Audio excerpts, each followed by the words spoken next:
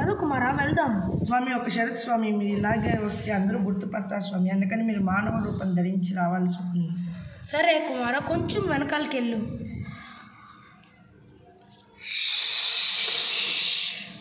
ఈ సమ్మతమేనా కుమారా?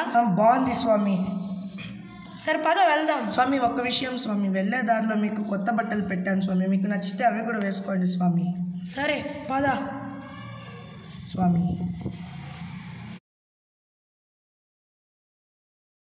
నీకు 3 అవకాశాలు